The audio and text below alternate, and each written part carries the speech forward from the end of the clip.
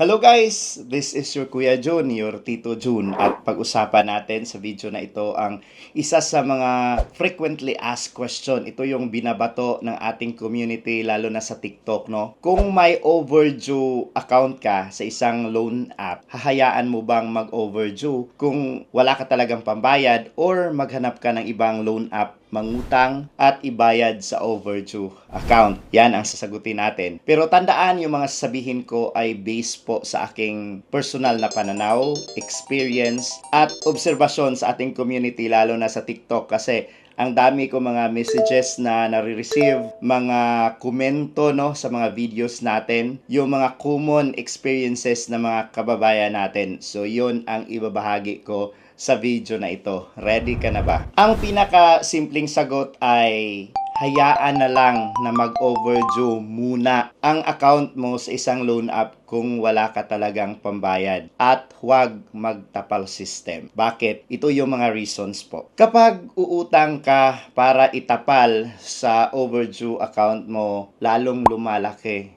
yung overall mo na utang. Mas dadami yung accounts mo, of course, kasama na ang interest. Kapag marami ka ng accounts, usually mga loan apps lang din yan kasi yun naman ang pinakamadaling utangan, di ba? Mas lalong mas stress ka kasi mas marami na ngayon yung tatawag sa inyo, marami na yung maniningil. Okay lang kung friendly maningil, pero what if nahaharas, nagpe-pressure sa inyo? Kasi commonly kapag hindi ka makabayad sa isang OLA, yung mga tipong nang haharas, advisean ka pang mangutang sa ibang loan app para ibayad sa kanila. Kumbaga, hindi talaga solusyon yung tapal system. Yung pinakamagandang halimbawa ko ngayon is parang ang isang tao tumalon sa isang hukay, tapos medyo malalim na ang hukay. And then wala talagang hagdanan na available na makakatulong sa kanyang umakyat pabalik sa ground or sa itaas. Yun ang tapal system. And the more marami kang inuutangan na, parang yung hukay lumalalim ng lumalalim hanggat sa, wala ka ng chance talaga na bumalik sa ground. Kaya napakahirap ng tapal system. Okay, bakit mas maganda or mas maigi na hayaan mo na lang mag-overdue yung loan app na hindi mo kayang bayaran as of now? So, ginamitan natin ang word na as of now kasi wala naman talaga tayong balak na hindi bayaran. So, kung nagkataong medyo okay ng kitaan, yung income, of course, kukurutan natin yun pambayad sa utang. Maganda kasi hindi na nadadagdagan yung utang mo. Of course, hindi natin sinasabi na hindi lalaki yung interest, pero at least iisang utang. For example, iisang loan app lang, hindi marami. Kapag iisa or dadalawa lang na loan app yung nautangan natin tapos na-overdue tayo, masasabi natin mas controlled natin yung sitwasyon. Mas magagawa natin ng paraan kung papaano, kahit papaano,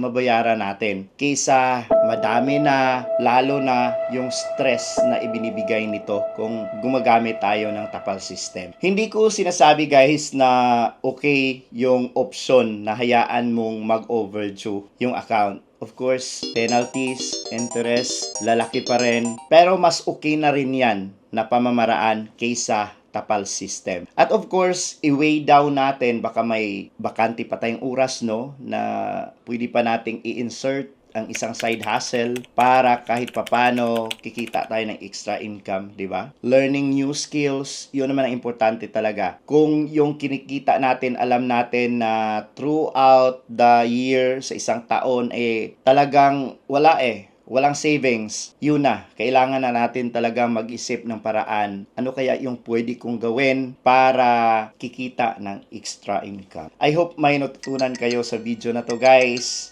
Abangan nyo yung mga iba pang mga videos natin dito. Dito lang yan sa Usapang Utang ni Kuya Jun. I-follow nyo po ako dito sa YouTube, sa Facebook. Meron din tayo dyan, Kuya Jun, at Jun Ake sa TikTok. Doon, ang dami natin mga pinag-uusapan. See you in my next video.